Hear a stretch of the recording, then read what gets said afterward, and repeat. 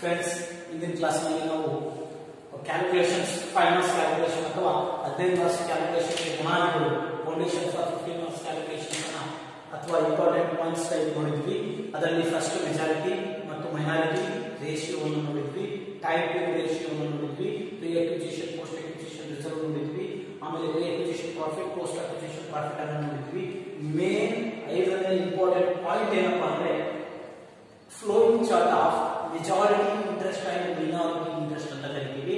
ಅದಕ್ಕೆ ಕಾಮನ್ ಆಗಿ ನಾವು ಮೈನಾರಿಟಿ ಇಂಟ್ರೆಸ್ಟ್ ಕ್ಯಾಲ್ಕುಲೇಷನ್ ಅಂತ ಕರಿತೀವಿ. ಫ್ರೆಂಡ್ಸ್, ಆ ಮೈನಾರಿಟಿ ಇಂಟ್ರೆಸ್ಟ್ ಅನ್ನು ಕ್ಯಾಲ್ಕುಲೇಷನ್ ಮಾಡಬೇಕಾದ್ರೆ ನಾವು ಫಾರ್ಮೆಟ್ ಅನ್ನು ನೋಡಿ ಅದರ ಮೇಲೆ ಒಂದು ಪ್ರಾಬ್ಲಮ್ ಅನ್ನು ನೋಡೋಣ. Friend, first format. ಇದು ಮೇ ಬಿ 15 ಮಾರ್ಕ್ಸ್ಗೆ ಐದು ಮಾರ್ಕ್ಸ್ಗೆ ಕೇಳುವಂತ ಕ್ವಶನ್ ಆಗಿದೆ. ಈ ಎಲ್ಲಾ ಇಂಪಾರ್ಟೆಂಟ್ ಪಾಯಿಂಟ್ಗಳ ಮೇಲೆ ನಾವು 15 ಮಾರ್ಕ್ಸ್ ಕ್ವಶನ್ ಅನ್ನ ಪ್ರಿಪೇರ್ ಮಾಡಬೇಕಾಗುತ್ತೆ ಹೋಲ್ಡಿಂಗ್ ಕಂಪನಿ. ಅದಕ್ಕೆ ನಾವು ಮೊದಲು ಬೇಸಿಕ್ ಅನ್ನು ತಿಳ್ಕೊಂಡು ಮುಂದಿನ ಕ್ಲಾಸ್ ನಲ್ಲಿ ನಾವು 15 ಮಾರ್ಕ್ಸ್ ಪ್ರಾಬ್ಲಮ್ ಅನ್ನ ಸ್ಟಾರ್ಟ್ ಮಾಡೋಣ. ಫ್ರೆಂಡ್ಸ್, ಈಗ ಫಾರ್ಮೆಟ್ ನೋಡೋಣ. ಫಾರ್ಮೆಟ್ ಏನಿದೆ ಅಂತ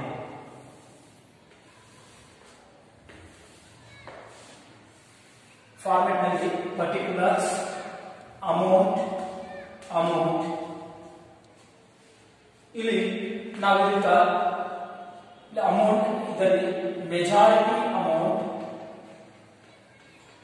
ಮೈನಾರಿಟಿ ಅಮೌಂಟ್ ಅಂತ ಹೇಳ್ಬೋದು. ಮೆಜಾರಿಟಿ ಅಮೌಂಟ್, ಮೈನಾರಿಟಿ ಅಮೌಂಟ್ ಅಂತ ಹೇಳ್ಬೋದು. ಇಲ್ಲಿ ಟೋಟಲ್ ಅಂತ ಟೋಟಲ್. ಅದಕ್ಕೆ ನಾವು ಲೈನ್ ಹಾಕೋಣ. Total, majority amount, minority amount. First particulars. ಇದರಲ್ಲಿ ಫಸ್ಟ್ ಏನ್ ಬರುತ್ತಾ ಅಂದ್ರೆ ಶೇರ್ ಕ್ಯಾಪಿಟಲ್ ಬರುತ್ತಾ. ಫ್ರೆಂಡ್ಸ್, ಶೇರ್ ಕ್ಯಾಪಿಟಲ್ ಎಷ್ಟಿದೆ ಅಂದ್ರೆ ಇಲ್ಲಿ ಸಬ್ಸಿಡಿಯರಿ ಕಂಪನಿಯ ಶೇರ್ ಕ್ಯಾಪಿಟಲ್. ಈಗ ಅಂದಾಜು ಸಬ್ಸಿಡಿಯರಿ ಕಂಪನಿಯ ಶೇರ್ ಕ್ಯಾಪಿಟಲ್ 1 ಲಕ್ಷ ಇದೆ ಅಂತ ಹೇಳಿ ಅದ್ರ ಮೆಜಾರಿಟಿ ಇಂಟ್ರೆಸ್ಟ್ ಎಲ್ಲಿರುತ್ತಾ ಹೋಲ್ಡಿಂಗ್ ಕಂಪನಿ ಅಥವಾ ಮೆಜಾರಿಟಿ ಕಂಪನಿ ಇರುತ್ತಾ, ಉಳಿದಿದ್ದು ಮೈನಾರಿಟಿ ಕಂಪನಿ ಇರುತ್ತಾ. ಅದಕ್ಕೆ ಇಲ್ಲಿ ಶೇರ್ ಕ್ಯಾಪಿಟಲ್, ಮೆಜಾರಿಟಿ, ಮೈನಾರಿಟಿ. ಅದೇ ರೀತಿ ಎರಡನೇ ಪಾಯಿಂಟ್ ಯಾವುದು ಬರುತ್ತೆ ಅಂದ್ರೆ ಪ್ರೀ ಅಕ್ವಿಸಿಷನ್. ಎರಡನೇ ಪಾಯಿಂಟ್ ರಿಸರ್ವ್ ಕೇಳೋಣ. ರಿಸರ್ವ್ ದಲ್ಲಿ first pre acquisition reserve. Pre acquisition reserve. Pre acquisition reserve ಈಗಾಗಲೇ ನಾವು ಮಾಡಿದೀವಲ್ಲ, ಆ ರಿಸರ್ವ್ ಅಮೌಂಟ್ ಅನ್ನು ಇಲ್ಲಿ ತಂದು ಪೇಸ್ಟ್ ಮಾಡಬೇಕು. ಆ ಪೇಸ್ಟ್ ಮಾಡಿದ್ರೆ ನಾವು ಮೆಜಾರಿಟಿ ಮತ್ತು ಮೈನಾರಿಟಿ ರೇಷಿಯೋ ಇರುತ್ತಲ್ಲ ಆ ಪ್ರಕಾರ ಹಂಚ್ತಾ ಹೋಗಬೇಕು. ಫ್ರೆಂಡ್ಸ್, ಅದೇ ರೀತಿ ಪೋಸ್ಟ್ ಅಕ್ವಿಸಿಷನ್ ರಿಸರ್ವ್.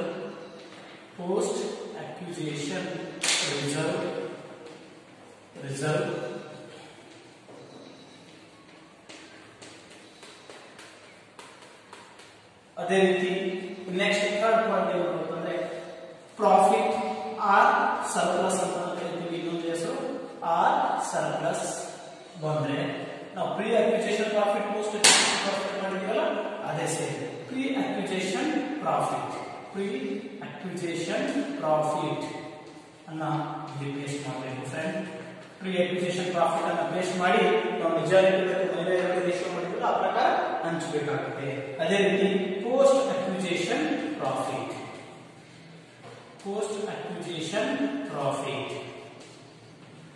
ಇದು 3ನೇ point. Friends,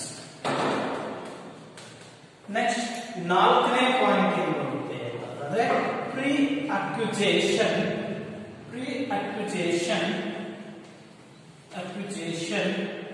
increase in the value of assets.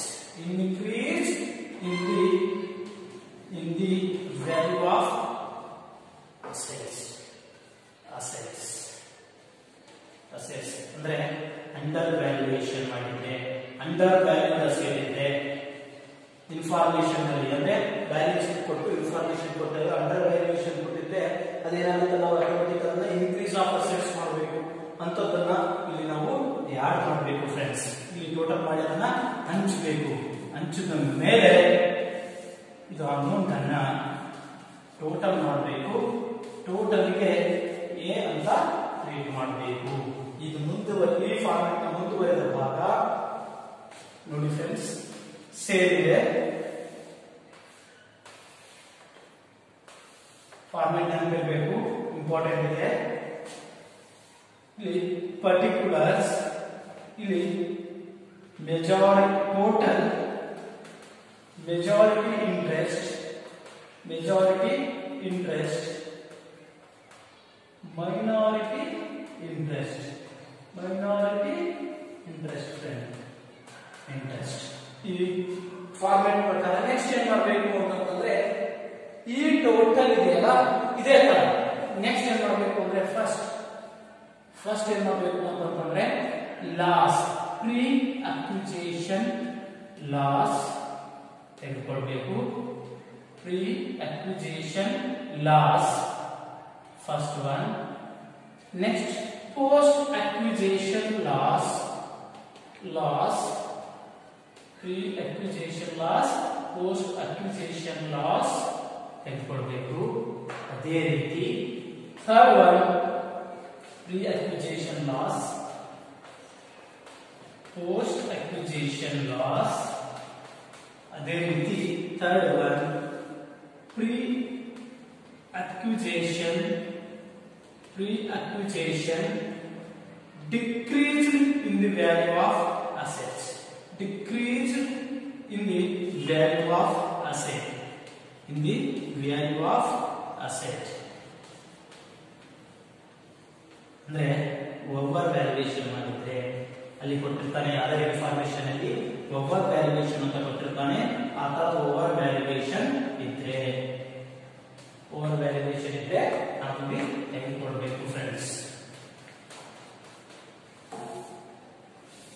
ಈಗ ಬರುವಂತ ಅಮೌಂಟ್ ಇದರಲ್ಲಿ ನಾವು ಮುಖ್ಯವಾಗಿ ಮೈನಾರಿಟಿ ಇಂಟ್ರೆಸ್ಟ್ ಮಾತ್ರ ತೆಗೆದುಕೊಂಡ್ಬಿಟ್ರೆ ಇದಕ್ಕೆ ನಾವು ಕ್ಯಾಲ್ಕುಲೇಷನ್ ಆಫ್ ಮೈನಾರಿಟಿ ಇಂಟ್ರೆಸ್ಟ್ ಅಂತ ಕರಿತೀವಿ. ಕ್ಯಾಲ್ಕುಲೇಷನ್ ಅಥವಾ amount of minority interest, amount of minority interest ಅಂತ ಕರಿತೀವಿ ಫ್ರೆಂಡ್ಸ್.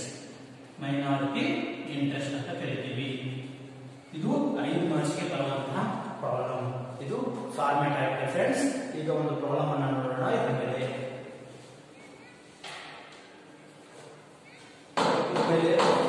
ಒಂದು ಪ್ರಾಬ್ಲಮ್ ಅನ್ನು ನೋಡೋಣ ಫ್ರೆಂಡ್ಸ್.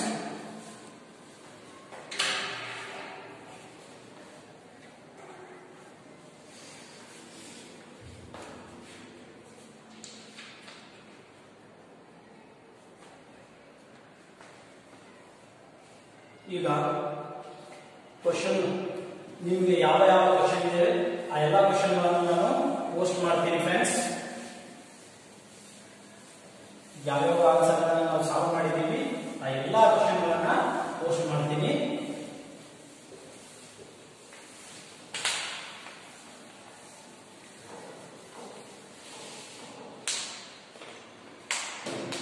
ಈಗ ನಾವು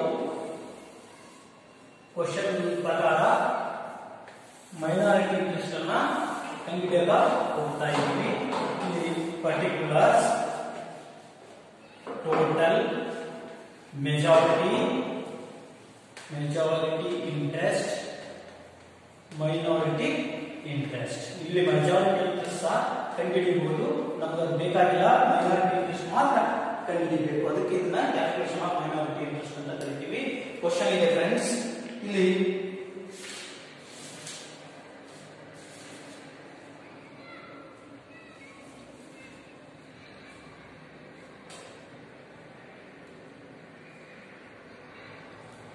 ಹೇಳ್ತಾನೆ following are the details. Question ನಲ್ಲಿ following are the details of Vijayanagara company limited as on 31st 2006 ಅಂತ ಹೇಳ್ತಿದ್ದಾನೆ.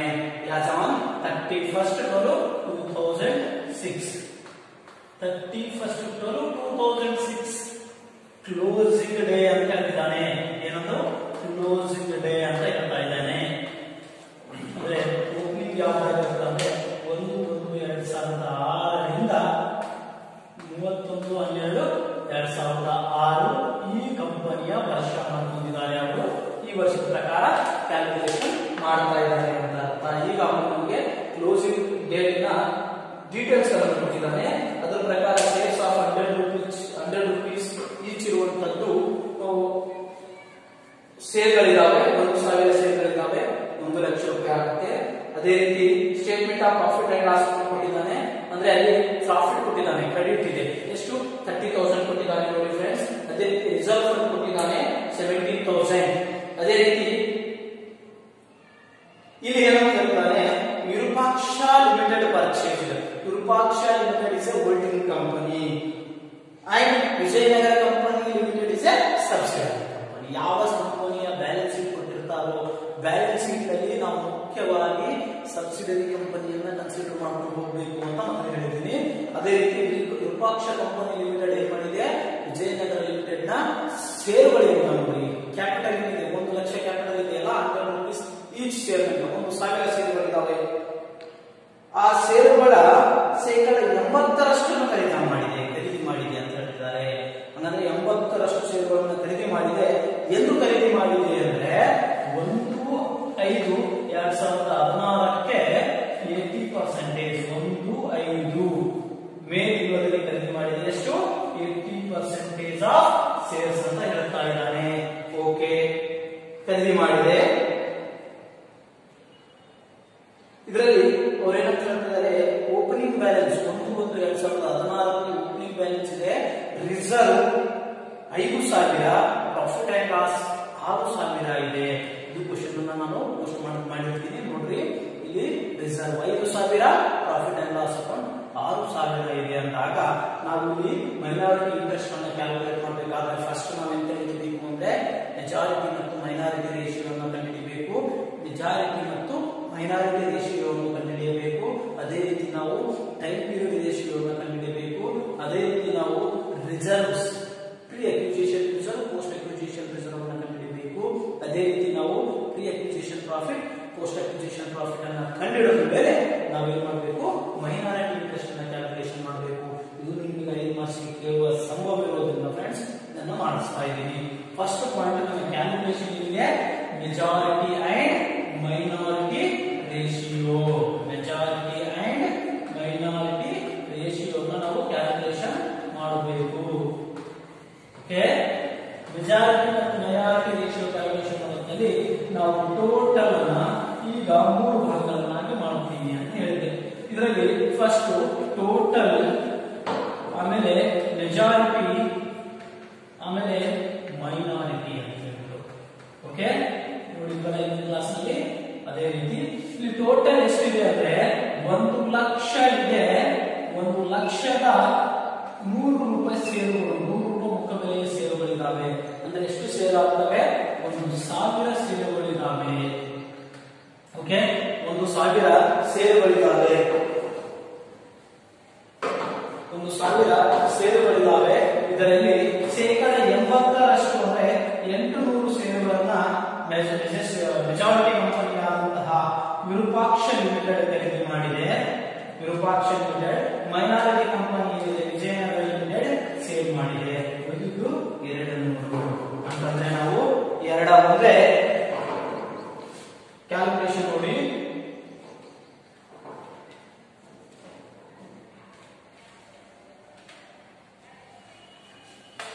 ಇಲ್ಲಿ 2 ಮುಂದೆ 2 4 ರೇಷಿಯೋ ಎಷ್ಟು? Ratio is answer. ನಿಮ್ಮ ಆನ್ಸರ್ ಪ್ರಕಾರ ರೇಷಿಯೋ ಎಷ್ಟು? ರೇಷಿಯೋ ಎಷ್ಟು?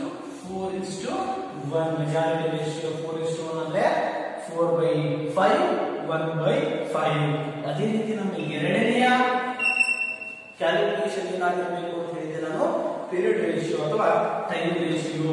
ಟೈಮ್ ರೇಷಿಯೋದಲ್ಲಿ ನಾವು 2 ಭಾಗ ಮಾಡ್ತೀವಿ, ನೆನಪಿಟ್ಕೊಳ್ಳಿ.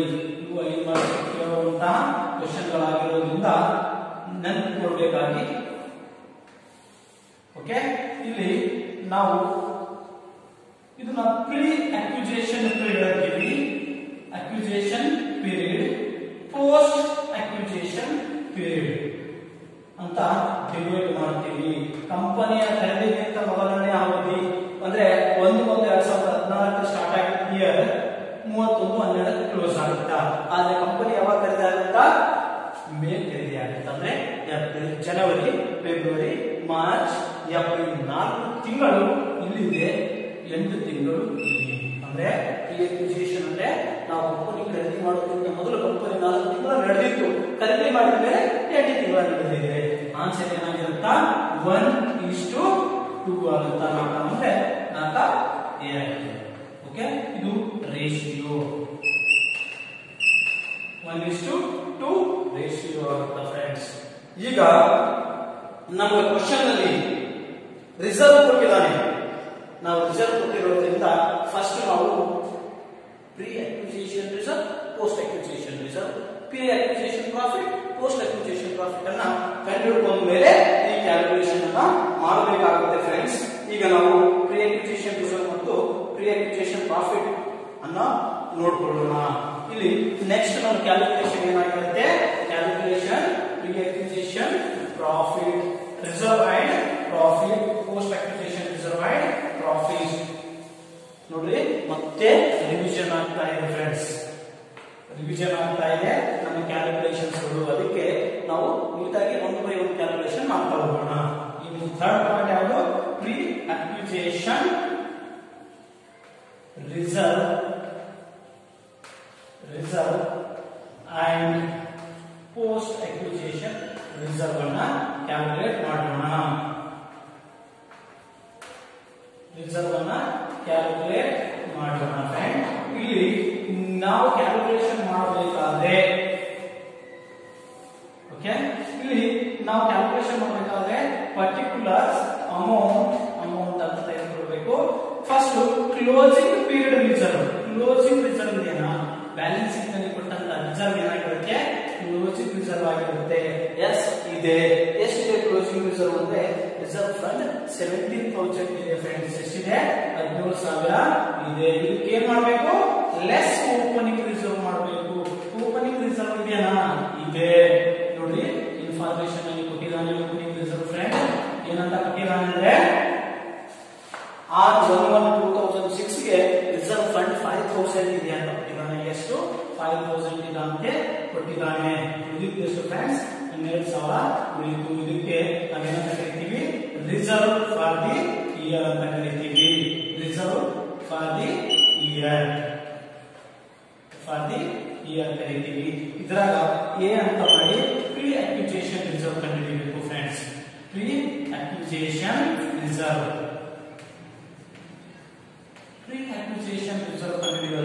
ಕಂಡುಹಿಡಿಯುವ ಸಮಯದಲ್ಲಿ ನಾವು ಕೇರ್ಫುಲ್ ಆಗಿರಬೇಕು. ಫಸ್ಟ್ ಏನ್ ತಗೋಬೇಕು, ಓಪನಿಂಗ್ ರಿಸರ್ವ್ ತೆಗೆದುಕೊಳ್ಬೇಕು. ಓಪನಿಂಗ್ ರಿಸರ್ವ್ ಎಷ್ಟಿದೆ, 5,000 ಇದೆ. ಅದೇ ರೀತಿ ಇದಕ್ಕೆ ನೆಕ್ಸ್ಟ್ ಏನ್ ತೆಗೆದುಕೊಳ್ಬೇಕು, reserve for the year into pre acquisition period ratio. Pre acquisition period ratio ಎಷ್ಟಿತ್ತು ಫ್ರೆಂಡ್, 1/3 ಇತ್ತು. ಓಕೆ, ಅಂದ್ರೆ ರಿಸರ್ವ್ ಫಾರ್ ದಿ ಇಯರ್ ಎಷ್ಟಿದೆ, 5,000 ಇಂಟು 1/3 ಅಂತಂದ್ರೆ 5,000 3 ಭಾಗ ಮಾಡಬೇಕು. ಎಷ್ಟಾಗುತ್ತೆ,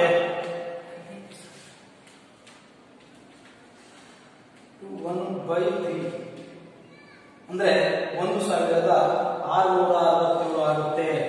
ಸಾರಿ, 12,000 ಇದೆ. 12,000 3 ಭಾಗ ಮಾಡಬೇಕು. 12,000 3 ಭಾಗ ಮಾಡಿದ್ರೆ ಎಷ್ಟಾಗುತ್ತೆ, 4,000 ಬರುತ್ತೆ.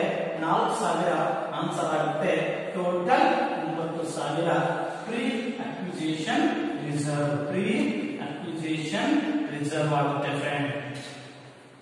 ಓಕೆ, ಅದೇ ರೀತಿ ಬಿ, ಪೋಸ್ಟ್ ಅಕ್ವಿಸಿಷನ್ ರಿಸರ್ವ್ ಅನ್ನ ಕ್ಯಾಲ್ಕುಲೇಟ್ ಮಾಡಬೇಕು. ಪೋಸ್ಟ್ ಅಕ್ವಿಸಿಷನ್ ರಿಸರ್ವ್ ಕ್ಯಾಲ್ಕುಲೇಟ್ ಮಾಡಬೇಕಾದ್ರೆ ಏನಿದೆ ಅಂದ್ರೆ, reserve for the year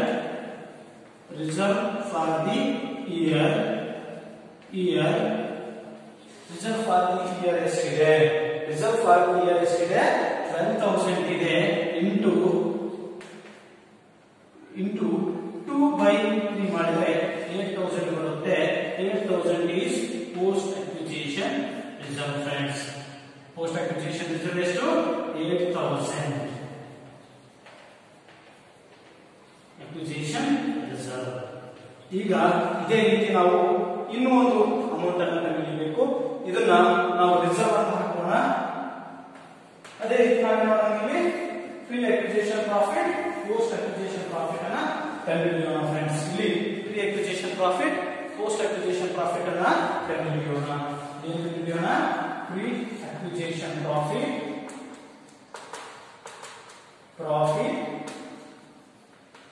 and post acquisition profit ಅನ್ನ ಕಂಡುಹಿಡಿಯೋಣ. ಪ್ರಾಫಿಟ್ ಅನ್ನ ಕಂಡುಹಿಡಿಯೋಣ friends. Okay, pre acquisition profit, post acquisition profit ಅನ್ನ ಕಂಡುಹಿಡಿಯೋಣ.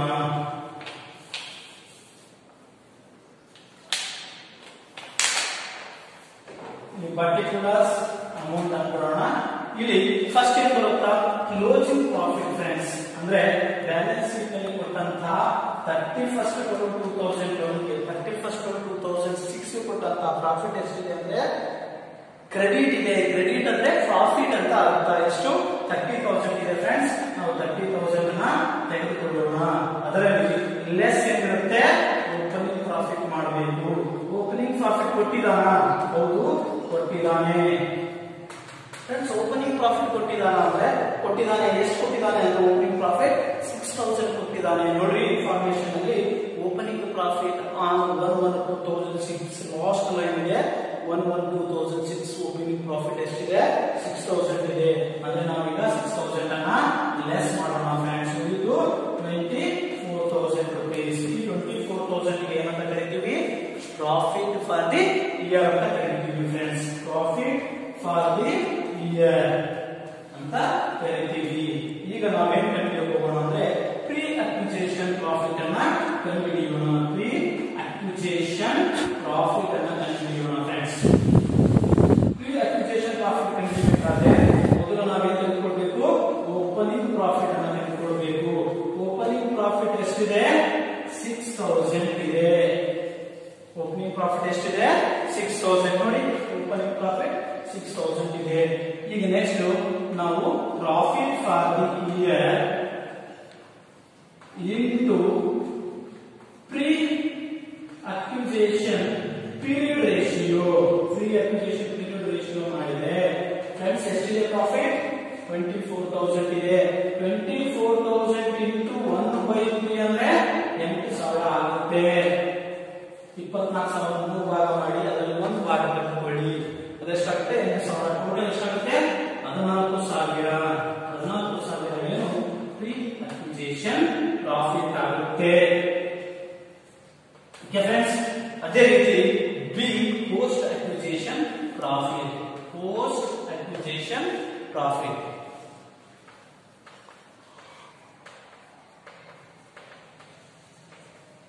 ಪೋಸ್ಟ್ ಅಕ್ವಿಸಿಷನ್ ಪ್ರಾಫಿಟ್ ಅನ್ನ ಕಂಡುಹಿಡಿಯಬೇಕು ಅಂದ್ರೆ ನಾವು profit for the year into post acquisition period ratio. Acquisition period ratio ಮಾಡಬೇಕು ಫ್ರೆಂಡ್ಸ್. ನೋಡಿ, ಪ್ರಾಫಿಟ್ ಫಾರ್ ದಿ ಇಯರ್ ಇದೆ 24,000 ಇದೆ. ನೋಡಿ friends, profit for the year 24,000 ಇದೆ. ಅದಕ್ಕೆ ರೇಷಿಯೋ 2/3 ಅಂದ್ರೆ 16,000 ಆಗುತ್ತಾ? ಈ 16,000 ಪೋಸ್ಟ್ ಅಕ್ವಿಸಿಷನ್ ಪ್ರಾಫಿಟ್ ಇದೆ ಫ್ರೆಂಡ್ಸ್. ಈಗ ನಾವು majority minority interest flowing chart ಅಥವಾ ಮೈನಾರಿಟಿ ಇಂಟ್ರೆಸ್ಟ್ ಅನ್ನ ಕ್ಯಾಲ್ಕುಲೇಷನ್ ಮಾಡೋಣ ಫ್ರೆಂಡ್ಸ್. ಈಗ ನಾವು ಇದಕ್ಕೆ ಫಾರ್ಮೆಟ್ ಅನ್ನು ನೋಡಿದ್ವಿ ಫ್ರೆಂಡ್ಸ್. ಅದರ ಪ್ರಕಾರ ನಾವು ಕ್ಯಾಲ್ಕುಲೇಷನ್ ಅನ್ನ ಮಾಡ್ತಾ ಹೋಗೋಣ. ಆ ಫಾರ್ಮೆಟ್ ಪ್ರಕಾರ ಫಸ್ಟ್ ಏನ್ ತೆಗೆದುಕೊಳ್ಬೇಕು ಫ್ರೆಂಡ್ಸ್? ಶೇರ್ ಕ್ಯಾಪಿಟಲ್ ಅನ್ನ ತೆಗೆದುಕೊಳ್ಬೇಕು ಅಂತ. ಶೇರ್ ಕ್ಯಾಪಿಟಲ್ ತೆಗೆದುಕೊಳ್ಬೇಕು ಅಂತ. ಶೇರ್ ಕ್ಯಾಪಿಟಲ್ ಎಷ್ಟಿದೆ? 1 lakh ಇದೆ. ಅದಕ್ಕೆ ಮೆಜಾರಿಟಿ ಎಷ್ಟಿದೆ? Holding company. ಹೋಲ್ಡಿಂಗ್ ಕಂಪನಿ ಯಾವುದಿದೆ? ವಿರೂಪಾಕ್ಷ ಕಂಪನಿ. ವಿರೂಪಾಕ್ಷ ಕಂಪನಿ. ಇದು ವಿಜಯ ಕಂಪನಿ, ವಿಜಯನಗರ. ಓಕೆ, ಇಲ್ಲಿ 1 ಲಕ್ಷದಲ್ಲಿ 80% ಅಂದ್ರೆ ಎಷ್ಟು ಫ್ರೆಂಡ್ಸ್? 80,000 rupees. ಇಲ್ಲಿ 20,000 rupees ಮೈನಾರಿಟಿ ಇಂಟ್ರೆಸ್ಟ್ ಇದೆ. ಓಕೆ ಫ್ರೆಂಡ್ಸ್, ಅದೇ ರೀತಿ ನೆಕ್ಸ್ಟ್ ಏನ್ ಮಾಡಬೇಕು? ನಾವು ರಿಸರ್ವ್ ಅನ್ನು ನೋಡಬೇಕು ಫ್ರೆಂಡ್ಸ್. ರಿಸರ್ವ್ಸ್.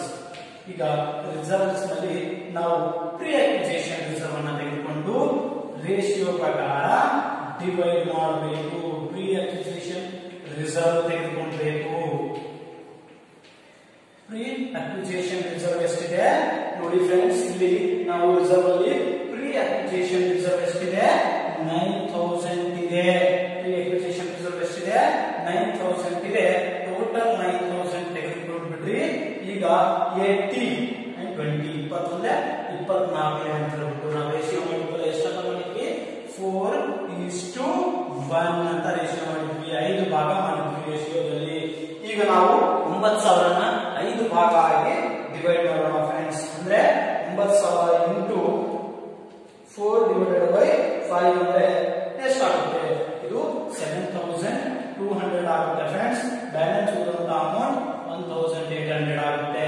ಇದು ಪ್ರೀ ಅಕ್ವಿಸಿಷನ್ ರಿಸರ್ವ್ ಫ್ರೆಂಡ್ಸ್. ಅದೇ ರೀತಿ ಪೋಸ್ಟ್ ಅಕ್ವಿಸಿಷನ್ ರಿಸರ್ವ್ ಏನಾಗುತ್ತೆ? ಪೋಸ್ಟ್ ಅಕ್ವಿಸಿಷನ್ ರಿಸರ್ವ್ ಸಹ 4:1 ಪ್ರಕಾರ ಹಂಚಬೇಕು. ಎಷ್ಟಿದೆ ಪೋಸ್ಟ್ ಅಕ್ವಿಸಿಷನ್ ರಿಸರ್ವ್? 8000 ಇದೆನಾ? ಈ 8000 ಅನ್ನ ಹಂಚಿ. ಯಾವ ರೀತಿ ಹಂಚ್ತೀವಿ? 8000 ಅನ್ನ 8000 ಇಂಟು 4 ಡಿವೈಡೆಡ್ ಬೈ 5 ಮಾಡಿದ್ರೆ 6400. ಉಳಿದಿದ್ದು 1600 rupees ಅನ್ನ ಹಂಚಬೇಕು ಫ್ರೆಂಡ್ಸ್.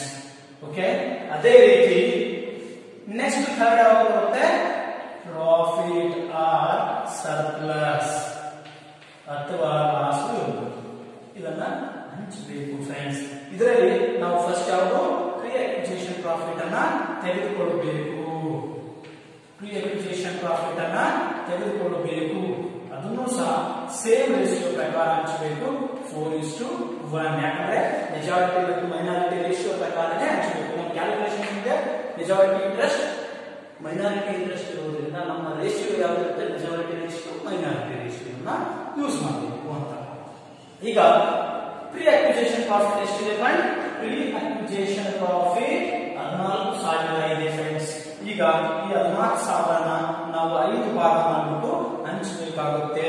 14000 ಇಂಟು 4/5 ಅನ್ನು ಮಾಡಬೇಕು. 11200 ರೂಪಾಯಿ ಆಗುತ್ತೆ ಫ್ರೆಂಡ್ಸ್. ಬ್ಯಾಲೆನ್ಸ್ ಉಳಿದಂತ ಅಮೌಂಟ್ 2800 ರೂಪಾಯಿನ ನಾವು ಮೈನಾರಿಟಿಗೆ ಕೊಡಬೇಕು. ಅದೇ ರೀತಿ ಫ್ರೆಂಡ್ಸ್, ಈಗ ಪೋಸ್ಟ್ ಅಕ್ವಿಸಿಷನ್ ಪ್ರಾಫಿಟ್ ಅನ್ನ ಹಂಚಬೇಕು. ಅಕ್ವಿಸಿಷನ್ ಪ್ರಾಫಿಟ್ ಅನ್ನು ಸಹ ಸೇಮ್ ರೇಷಿಯೋ ಮೇಲೆ, ಯಾವ ರೇಷಿಯೋ ಇದೆ? ಮೆಜಾರಿಟಿ ಮತ್ತು ಮೈನಾರಿಟಿ ರೇಷಿಯೋ 4:1 ಮೇಲೆ ಹಂಚಬೇಕು. ಅಮೌಂಟ್ ಎಷ್ಟಿದೆ ನೋಡಿ? ಪೋಸ್ಟ್ ಅಕ್ವಿಸಿಷನ್ ಪ್ರಾಫಿಟ್ 16000 ಇದೆ ಫ್ರೆಂಡ್ಸ್. ಈ 16000 ಅನ್ನ ಅದರ 5 ಭಾಗ ಮಾಡಿ ಹಂಚಬೇಕಾಗುತ್ತೆ. ಅಂದ್ರೆ 16000 ಇಂಟು 4/5 ಮಾಡಿದ್ರೆ 12800 ಆಗುತ್ತೆ ಫ್ರೆಂಡ್ಸ್. ಉಳಿದಂತಹ 3200 ಇಲ್ಲಿ ಹಂಚಬೇಕಾಗುತ್ತೆ ಫ್ರೆಂಡ್ಸ್. ಈಗ ನಮಗೆ ನೆಕ್ಸ್ಟ್ ಏನು ಬರುತ್ತೆ? 4th ಪಾಯಿಂಟ್ ಬರುತ್ತೆ. 4th point increase in the value of assets ಇದೆ. ಅದನ್ನ ಇಲ್ಲಿ ಕೊಟ್ಟಿದೆ ಇರೋದ್ರಿಂದ ನಾವು ಕ್ಯಾಲ್ಕುಲೇಷನ್ ಮಾಡಬೇಕಾದ ಅವಶ್ಯಕತೆ ಇಲ್ಲ ಫ್ರೆಂಡ್ಸ್. ಇದನ್ನ ಟೋಟಲ್ ಮಾಡಿಬಿಡೋಣ. ಈಗ ಟೋಟಲ್ ಮಾಡಿದ್ರೆ 1,90,000 ಪ್ಲಸ್ 8,000 1,17,000 ಪ್ಲಸ್ 14,000 ಅಂದ್ರೆ 1,33,000 1,37,000 1,47,000 ಆಗುತ್ತೆ ಫ್ರೆಂಡ್ಸ್. 47,000 ಆಗುತ್ತೆ. ಅದೇ ರೀತಿ 80,000 ಪ್ಲಸ್ 7,200 ಇವೆಲ್ಲ ಕ್ಯಾಲ್ಕುಲೇಷನ್ ಮಾಡಿದ್ರೆ friends 80,000 plus 7,200 plus 6,400 plus 11,200 plus 12,800 calculation ಮಾಡಿದ್ರೆ 1,17,600 ಆಗುತ್ತೆ ಫ್ರೆಂಡ್ಸ್. ಬ್ಯಾಲೆನ್ಸ್ 1,47,000ದಲ್ಲಿ ನಾವು 1,17,600 ತೆಗೆದ್ರೆ ಬರುವಂತದ್ದು 29,400 ಆಗುತ್ತೆ ಫ್ರೆಂಡ್ಸ್. ಈಗ ನಾವು ಲೆಸ್ ಮಾಡಬೇಕು. ಏನ್ ಲೆಸ್ ಮಾಡ್ತಾ ಇದ್ವಿ? ಲೆಸ್ ಏನ್ ಮಾಡ್ತಾ ಇದ್ವಿ? ಪೋಸ್ಟ್ ಅಕ್ವಿಸಿಷನ್ ಲಾಸ್ ಲೆಸ್ ಮಾಡಿ ಅಂತ ಕಾಮನ್ ಮಾಡಿ. ಲಾಸ್ ಯಾವ್ದಂದ್ರೆ ಪ್ರೀ ಅಕ್ವಿಸಿಷನ್ ಲಾಸ್. ನೋಡಿ ಇಲ್ಲಿ ಪ್ರೀ ಅಕ್ವಿಸಿಷನ್ ಪ್ರಾಫಿಟ್ ಬಂದಿದೆ ಅಂದ್ರೆ ಲಾಸ್ ಏನಿದೆ ಬರುತ್ತೆ, ಅದಕ್ಕೆ ನಾವು ಲೆಸ್ ಮಾಡುವುದಿಲ್ಲ. ಪ್ರೀ ಅಕ್ವಿಸಿಷನ್ ಲಾಸ್ ಇಲ್ಲ ಫ್ರೆಂಡ್ಸ್. ಇದಕ್ಕೆ ನಾವು ಟೋಟಲ್ ಎ ಅಂತ ಕರಿತೀವಿ. ಇಲ್ಲ ಆಮೇಲೆ dash. Okay, post acquisition loss ಇದೆನಾ?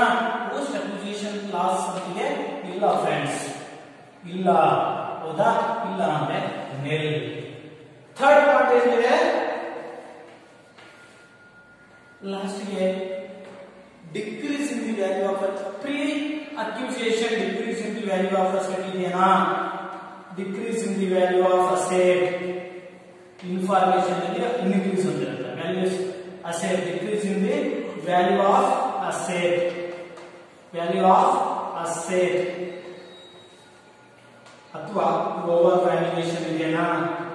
ಈ ಪ್ರಾಬ್ಲಮ್ ಅಲ್ಲಿ ಏನು ಕೊಟ್ಟಿಲ್ಲದೆ ಇರುವುದರಿಂದ ಇಲ್ಲ. ಇಲ್ಲ ಅಂದ್ರೆ ಡ್ಯಾಶ್. ಬಿ ಏನಿದೆ ಡ್ಯಾಶ್ ಡ್ಯಾಶ್ ಡ್ಯಾಶ್ ಡ್ಯಾಶ್ ಇದೆ. ಹಂಗಂದ್ರೆ ಎ ಮೈನಸ್ ಬಿ ಮಾಡಿರುವಂತ ಆನ್ಸರ್ ಏನಿದೆ ಸೇಮ್. 1,47,000, 1,16,600, 29,400, 1,17,600, 29,400. ಇದು 29,400 ಏನಿದೆ ಫ್ರೆಂಡ್ಸ್, ಇದು ಮೈನಾರಿಟಿ ಇಂಟ್ರೆಸ್ಟ್ ಇದೆ. ಇದೇನಿದು ಮೈನಾರಿಟಿ ಇಂಟ್ರೆಸ್ಟ್ ಇದೆ ಫ್ರೆಂಡ್ಸ್. ಇದು ನಿಮ್ಮ ಕ್ಯಾಲ್ಕುಲೇಷನ್. ನೆಕ್ಸ್ಟ್ ಕ್ಯಾಲ್ಕುಲೇಷನ್ ಏನಿದೆ ಅಂದ್ರೆ ನಾವು ಗುಡ್ ವಿಲ್ ಅಥವಾ ಕ್ಯಾಪಿಟಲ್ ರಿಸರ್ವ್ ಅಥವಾ control of interest, interest of control ಅಂತ ಕರಿತೀವಿ, ಅದನ್ನ ನೋಡೋಣ ಫ್ರೆಂಡ್ಸ್. ಇದನ್ನ ನೋಡಿದ್ರೆ ನಾವು ಕ್ಯಾಪಿಟಲ್ ರಿಸರ್ವ್ ಅಥವಾ ಗುಡ್ ವಿಲ್ ಅನ್ನ ಅಥವಾ ಇಂಟ್ರೆಸ್ಟ್ ಆನ್ ಕಂಟ್ರೋಲ್ ಅನ್ನು ನೋಡಿದ್ರೆ 5 ಮಾರ್ಕ್ಸ್ ನ ಎಲ್ಲಾ ಕ್ವಶನ್ ಅನ್ನು ನೋಡಿದಂಗಾಗುತ್ತೆ ಫ್ರೆಂಡ್ಸ್. ಮುಂದಿನ ಕ್ಲಾಸ್ ನಲ್ಲಿ ನಾವು 52 ಮಾರ್ಕ್ಸ್ ನ ಕ್ವಶನ್ ಅನ್ನ ಮಾಡಬಹುದು. ಅದಕ್ಕಾಗಿ ನಾವು ಈ ಕ್ಲಾಸ್ ನಲ್ಲಿ ನೋಡ್ಬಿಡೋಣ ಕ್ಯಾಪಿಟಲ್ ರಿಸರ್ವ್ ಅಥವಾ ಗುಡ್ ವಿಲ್ ಅಥವಾ ಇಂಟ್ರೆಸ್ಟ್ ಆನ್ ಕಂಟ್ರೋಲ್ ಅನ್ನ ನೋಡ್ಬಿಡೋಣ ಫ್ರೆಂಡ್ಸ್.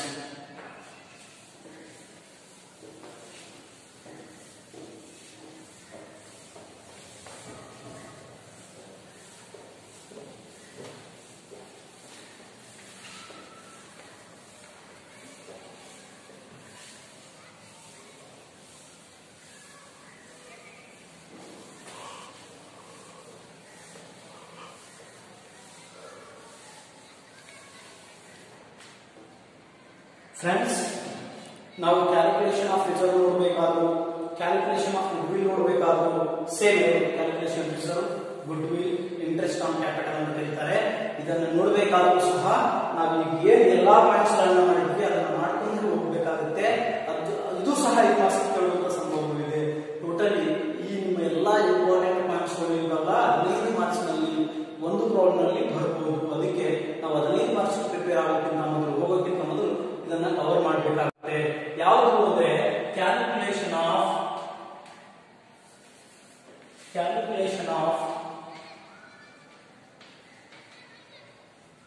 ಗುಡ್ ವಿಲ್,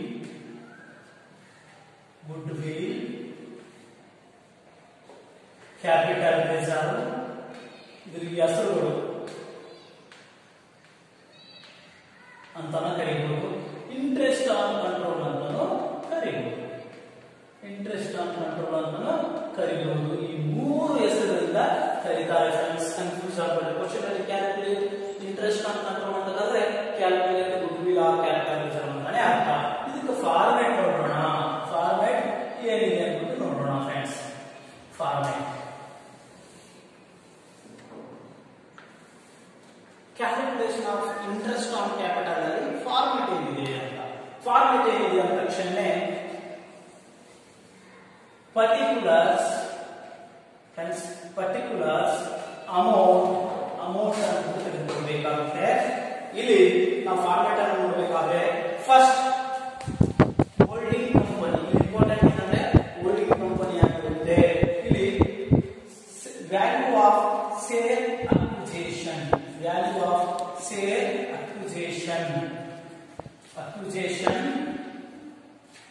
ಯಾರು ಖರೀದಿ ಮಾಡಿರ್ತಾರೆ? Holding company by holding company. Holding company ಎಷ್ಟು ಕೊಟ್ಟು ಸ್ಟೇಟ್ ಕ್ಯಾಪಿಟಲ್ ನಾವು ಖರೀದಿ ಮಾಡಿದ್ರೆ ಆ ಅಮೌಂಟ್ ಅನ್ನ ಹಾಕಬೇಕು ಫ್ರೆಂಡ್ಸ್. ಹಾಕಿ ಈ ಅಮೌಂಟ್ಗೆ ನಾವೇನ್ ಮಾಡಬೇಕು ಅಂತಂದ್ರೆ yard good will of both companies in balance.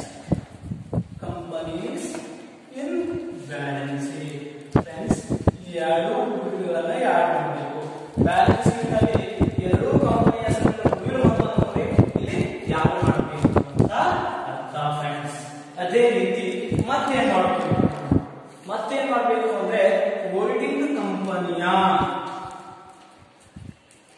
ಮತ್ತೇನ್ ಮಾಡಬೇಕು ಅಂದ್ರೆ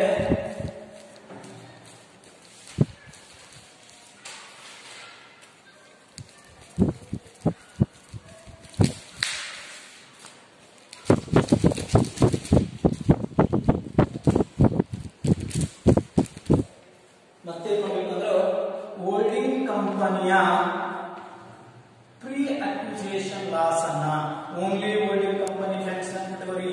ಹೋಲ್ಡಿಂಗ್ ಕಂಪನಿಯ ಪ್ರೀ ಅಕ್ವಿಜಿಷನ್ ಲಾಸ್ ತೆಗೆದುಕೊಳ್ಳಬೇಕು, ಯಾರು ಮಾಡಬೇಕು. ಓಕೆ, ಮತ್ತೇನ್ ಮಾಡಬೇಕು ಅಂತಂದ್ರೆ decrease in the value of assets ಇದ್ರೆ ಯಾರು ಮಾಡಬೇಕು. Decrease in the value of asset ಇದ್ರೆ ಯಾರು ಮಾಡಬೇಕು. Decrease in value of asset ಅಂದ್ರೆ ಇಲ್ಲಿ ಓವರ್ ವ್ಯಾಲ್ಯೂಯೇಷನ್ ಅಂತ ಕೊಟ್ಟಿರ್ತಾನಲ್ಲ ಆ ಅಮೌಂಟ್, ಓವರ್ ವ್ಯಾಲ್ಯೂಯೇಷನ್ ಕೊಟ್ಟಂತಹ ಅಮೌಂಟ್ ಅಂತ ಫ್ರೆಂಡ್ಸ್. ಓವರ್ ವ್ಯಾಲ್ಯೂಯೇಷನ್ ಕೊಟ್ಟಂತಹ ಅಮೌಂಟ್ ಇದು ಟೋಟಲ್ ಮಾಡಬೇಕು, ಲೆಸ್ ಮಾಡಬೇಕು. ಏನನ್ನ ಲೆಸ್ ಮಾಡಬೇಕು ಅಂದ್ರೆ ನಾಮಿನಲ್ ವ್ಯಾಲ್ಯೂ ಆಫ್ ಸೇಲ್ಸ್ ಅಂದ್ರೆ ನಾಮಿನಲ್ ಅಂತ ಒಂದೇ, ಫೇಸ್ ವ್ಯಾಲ್ಯೂ ಅಂತ ಒಂದೇ. ನಾಮಿನಲ್ ವ್ಯಾಲ್ಯೂ ಆಫ್ ಸೇಲ್ಸ್ ಅಂದ್ರೆ ಫೇಸ್ ವ್ಯಾಲ್ಯೂ ಆಫ್ ಸೇಲ್ಸ್ ಅಂತ ಅರ್ಥ ಫ್ರೆಂಡ್ಸ್. ನಾಮಿನಲ್ ವ್ಯಾಲ್ಯೂ ಅಂತ ಒಂದೇ, ಫೇಸ್ ವ್ಯಾಲ್ಯೂ ಆಫ್ ಸೇಲ್ಸ್ ಅನ್ನ ಜೊತೆಗೆ ಲೆಸ್ ಮಾಡಬೇಕಾಗಿತ್ತು ಏನು ಅಂತಂದ್ರೆ ಮತ್ತೆ ಏನ್ ಲೆಸ್ ಮಾಡಬೇಕು ಅಂದ್ರೆ ಪ್ರೀ ಅಕ್ವಿಜಿಷನ್ ರಿಸರ್ವ್. ಹೋಲ್ಡಿಂಗ್ ಕಂಪನಿದು ಪಾರ್ಟ್ ಮಾತ್ರ friends. Holding company pre acquisition reserve ನೆನಪಿಟ್ಕೊಳ್ಳಿ. Holding company pre acquisition reserve share ಏನ್ ಬರುತ್ತಲ್ಲ ಹೋಲ್ಡಿಂಗ್ ಅಥವಾ ಮೆಜಾರಿಟಿ ಸೇಲ್ ಅದನ್ನು ಲೆಸ್ ಮಾಡಬೇಕು ಫ್ರೆಂಡ್. ಹೋಲ್ಡಿಂಗ್ ಅಥವಾ ಮೆಜಾರಿಟಿ ಸೇಲ್ ಏನಿರುತ್ತಲ್ಲ ಪ್ರೀ ಅಕ್ವಿಜಿಷನ್ ರಿಸರ್ವ್ ಅದನ್ನು ಲೆಸ್ ಮಾಡಬೇಕು. ಅಥವಾ ನೆಕ್ಸ್ಟ್ ಏನ್ ಮಾಡಬೇಕು, ಹೋಲ್ಡಿಂಗ್ ಕಂಪನಿಯ ಪ್ರೀ ಅಕ್ವಿಜಿಷನ್ ಪ್ರಾಫಿಟ್ ಸೇಲ್ ಏನಿದೆಯಲ್ಲ pre acquisition profit shares less ಮಾಡಬೇಕು ಫ್ರೆಂಡ್ಸ್. ಮತ್ತೇನ್ ಮಾಡಬೇಕು ಅಂತಂದ್ರೆ ಮತ್ತೆ ಪ್ರೀ ಅಕ್ವಿಜಿಷನ್ ನಲ್ಲಿ ಹೋಲ್ಡಿಂಗ್ ಕಂಪನಿಯ ಏನ್ ಮಾಡ್ಬೇಕಂದ್ರೆ ಹೋಲ್ಡಿಂಗ್ ಕಂಪನಿಯ pre acquisition increase in the value of asset ಇದ್ರೆ increase in the value of asset ಇದ್ರೆ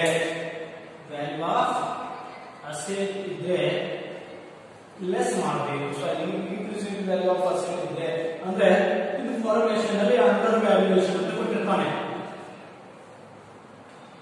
ಇದನ್ನ ಲೆಸ್ ಮಾಡಬೇಕು. ಟೋಟಲ್ ಅಮೌಂಟ್ ಅನ್ನು ತೆಗೆದು ನಾವು ಲೆಸ್ ಮಾಡಿದ್ರೆ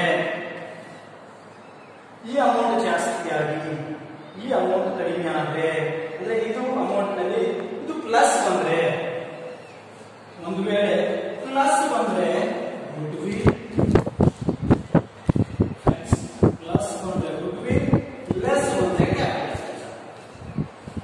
ಕ್ಯಾಪಿಟಲ್ ಪ್ಲಸ್ ಬಂದ್ರೆ ಗುಡ್ವಿಲ್ ಲೆಸ್ ಬಂದ್ರೆ ಕ್ಯಾಪಿಟಲ್. ಇದರ ಮೇಲೆ ಒಂದು ಪ್ರಾಬ್ಲಮ್ ಅನ್ನು ಮಾಡಿ ಮುಂದಿನ ಕ್ಲಾಸ್ ನಲ್ಲಿ 15 ಮಾರ್ಕ್ಸ್ ಪ್ರಾಬ್ಲಮ್ ಅನ್ನ ನೋಡೋಣ ಫ್ರೆಂಡ್ಸ್. ಈಗ ಪ್ರಾಬ್ಲಮ್ ಸ್ಟಾರ್ಟ್ ಮಾಡೋಣ.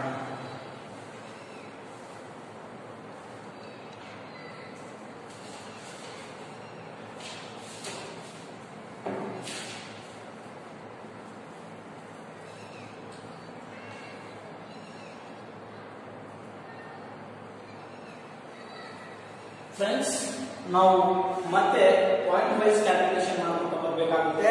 ಇಲ್ಲಿ ಇದು 5 ಮಾರ್ಕ್ಸ್ ಕೇಳುವಂತ ಪ್ರಾಬ್ಲಮ್. ಇಯರ್ ನೋಡಿ, ಆನ್ 1/7/2007 ನಲ್ಲಿ A Limited purchased 4,000 shares of ₹10 each of B Limited. Purchased 4,000 shares of B Limited ಅಂತ ಹೇಳ್ತಾನೆ. ಮುಂದೆ ಕ್ಯಾಲ್ಕುಲೇಷನ್ ಮಾಡಬೇಕು ಅಂತಂದ್ರೆ ಕಾಸ್ಟ್ ಬ್ಯಾಲೆನ್ಸ್ ಶೀಟ್ ಕೊಟ್ಟಿದ್ದಾನೆ. ಬ್ಯಾಲೆನ್ಸ್ ಶೀಟ್ ಕೊಟ್ಟು ಮುಂದೆ ಕ್ಯಾಲ್ಕುಲೇಷನ್ ಮಾಡದಂದ್ರೆ ಕಾಸ್ಟ್ ಆಫ್ ಕಂಟ್ರೋಲ್ ಕ್ಯಾಲ್ಕುಲೇಷನ್ ಮಾಡಿ pre acquisition reserve and profit calculation ಮಾಡಿ, pre acquisition reserve and profits ಅನ್ನ ಕ್ಯಾಲ್ಕುಲೇಷನ್ ಮಾಡಿ ಅಂತ ಹೇಳ್ತಾನೆ. ಅಂದ್ರೆ ನಾವು 1 to 1 ಪಾಯಿಂಟ್ ಅನ್ನ ಕ್ಯಾಲ್ಕುಲೇಟ್ ಮಾಡ್ತಾ ಹೋಗಬೇಕು. ಅಂದ್ರೆ ಫಸ್ಟ್ ಇಂಪಾರ್ಟೆಂಟ್ ಪಾಯಿಂಟ್ ಇಂದ ಇಲ್ಲಿವರೆಗೆ ಕ್ಯಾಲ್ಕುಲೇಷನ್ ಮಾಡಿರಲ್ಲ ಅವೆಲ್ಲನ್ನ ಮಾಡಬೇಕಾಗುತ್ತೆ ಫ್ರೆಂಡ್ಸ್. ಅದಕ್ಕೆ ವಾಪಸ್ ಕ್ಯಾಲ್ಕುಲೇಷನ್ ಮಾಡೋಣ. ಇದಕ್ಕೆ ಇಯರ್ ಏನು ಕೊಟ್ಟಿದ್ದಾನೆ ಈ ಕಂಪನಿ ಅಂತಂದ್ರೆ 1/1/2007ರಿಂದ 31/12/2007 ಬ್ಯಾಲೆನ್ಸ್ ಶೀಟ್ ಡೇಟ್ ಏನು ಕೊಟ್ಟಿದ್ದಾನೆ ಅಂದ್ರೆ 31/12/2007 balance sheet date, BS date ಅಂತ ಕರೀತೀವಿ. ಇದಕ್ಕೆ ಬ್ಯಾಲೆನ್ಸ್ ಶೀಟ್ ಡೇಟ್ ಏನು 31/12 ಅಂದ್ರೆ ಇವರ ಅಕಾಡೆಮಿಕ್ ಇಯರ್ ಡೇಟ್ ಜನವರಿ ಸ್ಟಾರ್ಟ್ ಆಗಿ ಡಿಸೆಂಬರ್ಗೆ ಮುಗಿದೋಗ್ಬಿಡುತ್ತಾ. ಈ ಟೈಪ್ ಕೊಟ್ಟಿದ್ದಾನೆ. ನಾವು ಇದೇ ಟೈಪ್ ಕೊಟ್ಟು ಕ್ಯಾಲ್ಕುಲೇಷನ್ ಮಾಡಬೇಕಾಗುತ್ತೆ. ಫಸ್ಟ್ ಏನ್ ಮಾಡ್ತೀವಿ ಫ್ರೆಂಡ್ಸ್, ನಾವು ಕ್ಯಾಲ್ಕುಲೇಷನ್ ಅಲ್ಲಿ ಮೆಜಾರಿಟಿ ಅಂಡ್ ಮೈನಾರಿಟಿ ರೇಷಿಯೋ ಮಾಡಬೇಕು. ನೆನಪಿದೆನಾ? ಮೆಜಾರಿಟಿ ಅಂಡ್ ಮೈನಾರಿಟಿ ರೇಷಿಯೋ ಮಾಡಬೇಕು ಫ್ರೆಂಡ್ಸ್. ಇದಕ್ಕೆ ನಾವು ಮಾಡ್ತೀವಿ ಕ್ಯಾಲ್ಕುಲೇಷನ್ಗೆ 3 ಲೈನ್ಗಳನ್ನ ಹಾಕ್ಬಿಟ್ಟು ಫಸ್ಟ್ ಟೋಟಲ್, ಮೆಜಾರಿಟಿ, ಮೈನಾರಿಟಿಯನ್ನ ಮಾಡ್ತಾ ಇದ್ವಿ. ಮೈನಾರಿಟಿ ಟೋಟಲ್ ಎಷ್ಟಿದೆ ಸೇರ್ಸ್ ಅಂದ್ರೆ ಟೋಟಲ್ ಈ ಕಂಪನಿಯಲ್ಲಿ ಸೇರ್ಸ್ ಎಷ್ಟಿದೆ ಅಂತ ಫ್ರೆಂಡ್ಸ್ 5,000 ಸೇರ್ಗಳಿದ್ದಾವೆ ಫ್ರೆಂಡ್ಸ್. ಎಷ್ಟು? 5,000 ಸೇರ್ಗಳಿದ್ದಾವೆ. Balance sheet 5,000 shares into 10 each 50,000 ಕೊಟ್ಟಿದ್ದಾನೆ ಫ್ರೆಂಡ್ಸ್. ಇಲ್ಲಿ 5,000 ಸೇರ್ಸ್ ಇದಾವೆ. ಮೆಜಾರಿಟಿ ಕಂಪನಿ ಪರ್ಚೇಸ್ ಮಾಡಿರೋದು ಎಷ್ಟು? 4,000 ಸೇರ್ಸ್ ಅನ್ನು ಪರ್ಚೇಸ್ ಮಾಡಿದೆ ಫ್ರೆಂಡ್ಸ್. 10 ರೂಪಾಯಿಗೆ ಒಂದು ಸೇರ್ ಇದ್ರೆ ಖರೀದಿ ಮಾಡಿರೋದು 20 ರೂಪಾಯಿಗೆ ಒಂದು ಸೇರ್ ಅನ್ನು ಕೊಟ್ಟಿದ್ದಾರೆ. 4,000 ಸೇರ್ಸ್ ಅನ್ನ ಖರೀದಿ ಮಾಡಿದ್ದಾರೆ ಫ್ರೆಂಡ್ಸ್. ಆಮೇಲೆ ಉಳಿದಿದ್ದೆಷ್ಟು? 1,000 ಸೇರ್ಗಳು ಫ್ರೆಂಡ್ಸ್. ಇದನ್ನ ರೇಷಿಯೋದಲ್ಲಿ ಮಾಡಿ ಅಂದ್ರೆ ಯಾವ ರೀತಿ ಮಾಡ್ತೀವಿ ನಾವು ಅಂದ್ರೆ 4:1 ಅನ್ನ ಮಾಡ್ತೀವಿ. ಇದು ರೇಷಿಯೋ ಫ್ರೆಂಡ್ಸ್. ಯಾವುದು? Majority and minority ratio friends. ಈಗ ನೆಕ್ಸ್ಟ್ ಕ್ಯಾಲ್ಕುಲೇಷನ್ ಏನಿರುತ್ತೆ ಫ್ರೆಂಡ್ಸ್, ನಮ್ದು ಟೈಮ್ ರೇಷಿಯೋ ಅಥವಾ ಪೀರಿಯಡ್ ರೇಷಿಯೋ ಮಾಡ್ತೀವಿ. ಟೈಮ್ ರೇಷಿಯೋ ಮತ್ತು ಪೀರಿಯಡ್ ರೇಷಿಯೋ ಮಾಡಬೇಕಾದ್ರೆ ನಾವು ಟೈಮ್ ಅನ್ನ 2 ಭಾಗಗಳನ್ನಾಗಿ ಮಾಡ್ತೀವಿ. ಒಂದು ಪ್ರೀ ಅಕ್ವಿಸಿಷನ್ ಪೀರಿಯಡ್, ಓಕೆ ನೆನಪಿಟ್ಕೊಳ್ಳಿ, ಪ್ರೀ ಅಕ್ವಿಸಿಷನ್ ಪೀರಿಯಡ್. ಇನ್ನೊಂದು ಪೋಸ್ಟ್ ಅಕ್ವಿಸಿಷನ್ ಪೀರಿಯಡ್ ಅಂದ್ಬಿಟ್ಟು friends. Pre acquisition period, post acquisition period. ಈ ಕಂಪನಿಯನ್ನ ಎ ಕಂಪನಿ ಖರೀದಿ ಮಾಡಿತು. ಯಾವಾಗ ಖರೀದಿ ಮಾಡಿತು ಅಂತ ಫ್ರೆಂಡ್ಸ್, ಈ ಕಂಪನಿಯನ್ನ ಪರ್ಚೇಸ್ ಡೇಟ್ ಯಾವಾಗ ಅಂದ್ರೆ ಪರ್ಚೇಸ್ ಡೇಟ್ ಯಾವಾಗ ಅಂದ್ರೆ 1/7/17 ಖರೀದಿ ಮಾಡಿತು ಫ್ರೆಂಡ್ಸ್. ಅಂದ್ರೆ ಯಾವ ವರ್ಷ ಓಪನಿಂಗ್ ಇರೋದು 1/1/2007, ಖರೀದಿ ಮಾಡಿರೋದು 1/7/2017. ಎಷ್ಟು ತಿಂಗಳ ನಂತರ ಕಂಪನಿಯ ವರ್ಷ ಪ್ರಾರಂಭವಾದ ಎಷ್ಟು ತಿಂಗಳ ನಂತರ ಅಂದ್ರೆ ಜನವರಿ, ಫೆಬ್ರವರಿ, ಮಾರ್ಚ್, ಏಪ್ರಿಲ್, ಮೇ, ಜೂನ್ 6 ಮಂತ್ಸ್ ನಂತರ ಖರೀದಿ ಮಾಡಿದ್ರು. ಅಂದ್ರೆ 6 ಮಂತ್ಸ್ ರೇಷಿಯೋ ಏನಾಗುತ್ತೆ ಫ್ರೆಂಡ್ಸ್? 6 ರೇಷಿಯೋ ಏನಿದು 1:1. ರೇಷಿಯೋ ಎಷ್ಟು? 1:1 ಆಗುತ್ತೆ ಫ್ರೆಂಡ್ಸ್. ಈಗ ನಮ್ಮ ಮೂರನೇ ಕ್ಯಾಲ್ಕುಲೇಷನ್ ಇದೆ. ಇಂಪಾರ್ಟೆಂಟ್ ಪಾಯಿಂಟ್ಸ್ ಏನಿದೆ? ರಿಸರ್ವ್ ಅನ್ನ ಕ್ಯಾಲ್ಕುಲೇಟ್ ಮಾಡಬೇಕು. ಪ್ರೀ ಅಕ್ವಿಸಿಷನ್ ರಿಸರ್ವ್ ಅನ್ನ ಮತ್ತು ಪೋಸ್ಟ್ ಅಕ್ವಿಸಿಷನ್ ರಿಸರ್ವ್ ಅನ್ನ ಕ್ಯಾಲ್ಕುಲೇಷನ್ ಮಾಡಬೇಕು. ಅಂಡ್ ಪೋಸ್ಟ್ ಅಕ್ವಿಸಿಷನ್ ರಿಸರ್ವ್ ಅನ್ನ ಕ್ಯಾಲ್ಕುಲೇಟ್ ಮಾಡಬೇಕು ಫ್ರೆಂಡ್. ನಾವು ಮೂರನೇ ಪಾಯಿಂಟ್ ಅನ್ನ ತೆಗೆದುಕೊಂಡು ಕ್ಯಾಲ್ಕುಲೇಷನ್ ಮಾಡೋಣ friend. Pre acquisition reserve, post acquisition reserve ಇದನ್ನು ಬರುತ್ತಲ್ಲ ಈಗ ನೋಡಿ. Pre acquisition reserve 3 point, post acquisition reserve ಅನ್ನ ಕ್ಯಾಲ್ಕುಲೇಟ್ ಮಾಡೋಣ ಅಂತ. ಪ್ರೀ ಅಕ್ವಿಸಿಷನ್ ರಿಸರ್ವ್ ಶಾರ್ಟ್ ಆಗಿ ಬರೀತಾ ಇದ್ದೀನಿ. And post acquisition reserve calculation ಮಾಡಬೇಕು. ಓಕೆ ಮಾಡೋಣ. ಪ್ರೀ ಅಕ್ವಿಸಿಷನ್ ರಿಸರ್ವ್ ಮತ್ತು ಪೋಸ್ಟ್ ಅಕ್ವಿಸಿಷನ್ ರಿಸರ್ವ್ ಅನ್ನ ಕ್ಯಾಲ್ಕುಲೇಟ್ ಮಾಡೋಣ ಫ್ರೆಂಡ್. ಓಕೆ, ಇಲ್ಲಿ ಪ್ರೀ ಅಕ್ವಿಸಿಷನ್ ರಿಸರ್ವ್ ಅನ್ನ ಕ್ಯಾಲ್ಕುಲೇಟ್ ಮಾಡಬೇಕಾದಾಗ ನೋಡಿ ಫ್ರೆಂಡ್ಸ್, ನಾವು ಪ್ರೀ ಅಕ್ವಿಸಿಷನ್ ರಿಸರ್ವ್ ಅನ್ನ ಕ್ಯಾಲ್ಕುಲೇಟ್ ಮಾಡ್ತಾ ಇದ್ದೀವಿ. ಈಗ ಪ್ರೀ ಅಕ್ವಿಸಿಷನ್ ರಿಸರ್ವ್ ಅನ್ನ ಮಾಡೋ ಹೊತ್ತಿನಲ್ಲಿ ಫಸ್ಟ್ ಪರ್ಟಿಕ್ಯುಲರ್ಸ್ ಅಮೌಂಟ್, ಓಕೆ ಇಷ್ಟೇ ತಗೊಂಡ್ಬಿಡೋಣ. ಓಕೆ, ಇಲ್ಲಿ ಪರ್ಟಿಕ್ಯುಲರ್ಸ್ ಅಮೌಂಟ್ ಇದೆ. First closing reserve. Closing reserve ಅಂದ್ರೆ ಈ ಕ್ಲೋಸಿಂಗ್ ಡೇಟ್ ಇರುವಂತ ರಿಸರ್ವ್ ಫ್ರೆಂಡ್ಸ್. ಕಂಡುಹಿಡಿಯಿರಿ. ಕ್ಲೋಸಿಂಗ್ ರಿಸರ್ವ್ ಅಂದ್ರೆ ಕ್ಲೋಸಿಂಗ್ ಡೇಟ್ ಇರುವಂತ ರಿಸರ್ವ್. ಎಷ್ಟು ಕ್ಲೋಸಿಂಗ್ ಡೇಟ್ ರಿಸರ್ವ್ ಅಂದ್ರೆ ಬ್ಯಾಲೆನ್ಸ್ ಶೀಟ್ ಅನ್ನು ಕೊಟ್ಟಿದ್ದಾನೆ, ಅದೇ ರಿಸರ್ವ್ ಅನ್ನು ಕೊಟ್ಟಿದ್ದಾನೆ ಫ್ರೆಂಡ್ಸ್. ಎಷ್ಟು ಕೊಟ್ಟಿದ್ದಾನೆ ಅಂದ್ರೆ 15,000 ಕೊಟ್ಟಿದ್ದಾನೆ. ರಿಸರ್ವ್ ಎಷ್ಟು 15,000 ಕೊಟ್ಟಿದ್ದಾನೆ. ಇಲ್ಲಿ ಕ್ಲೋಸಿಂಗ್ ರಿಸರ್ವ್ 15,000 ಕೊಟ್ಟಿದ್ದಾನೆ, ಓಪನಿಂಗ್ ರಿಸರ್ವ್ ಕೊಟ್ಟಿಲ್ಲ. ಕ್ಯಾಲ್ಕುಲೇಷನ್ ಅಲ್ಲಿ ಓಪನಿಂಗ್ ರಿಸರ್ವ್ ಅನ್ನ ಕೊಟ್ಟಿಲ್ಲ, ಆದರೆ ಕ್ಲೋಸಿಂಗ್ ರಿಸರ್ವ್ ಎಷ್ಟು ಕೊಟ್ಟಿದ್ದಾನೆ ಅಂದ್ರೆ 15,000 ಕೊಟ್ಟಿದ್ದಾನೆ ಫ್ರೆಂಡ್ಸ್. ನಾವು ಆ 15,000 ಅನ್ನ ತೆಗೆದುಕೊಳ್ಳೋಣ. ಇದಕ್ಕೆ ಲೆಸ್ ಏನ್ ಮಾಡ್ತಿದ್ವಿ, ಓಪನಿಂಗ್ ರಿಸರ್ವ್ ಮಾಡ್ತಾ ಇದ್ವಿ. ಓಪನಿಂಗ್ ರಿಸರ್ವ್ ಇಲ್ಲ. ಓಪನಿಂಗ್ ರಿಸರ್ವ್ ಏನಿದೆ, ವ್ಯಾಲ್ಯೂ ನಿಲ್ ಇದೆ. ನಿಲ್ ಅಂದ್ರೆ ಬರುವಂತ ಅಮೌಂಟ್ 15,000 ಇದೇನು reserve for the year friends. Reserve for the year. Okay, reserve for the year ಎಷ್ಟಿದೆ 15,000. ಇದ್ರಾಗ ಪ್ರೀ ಅಕ್ವಿಜಿಷನ್ ರಿಸರ್ವ್ ಅಲ್ಲಿ ಅಕ್ವಿಜಿಷನ್ ರಿಸರ್ವ್ ನಾವು ಮಾಡಬೇಕಲ್ವಾ. ಪ್ರೀ ಅಕ್ವಿಜಿಷನ್ ರಿಸರ್ವ್ ಮಾಡಬೇಕಾದಾಗ ನಾವೇನ್ ಮಾಡ್ತೀವಿ, ಓಪನಿಂಗ್ ರಿಸರ್ವ್ ಅನ್ನ ತೆಗೆದುಕೊಳ್ತೀವಿ ಫ್ರೆಂಡ್ಸ್. ಓಪನಿಂಗ್ ರಿಸರ್ವ್ ಅನ್ನ ತೆಗೆದುಕೊಳ್ತೀವಿ. ಓಪನಿಂಗ್ ರಿಸರ್ವ್ ಇಲ್ಲ.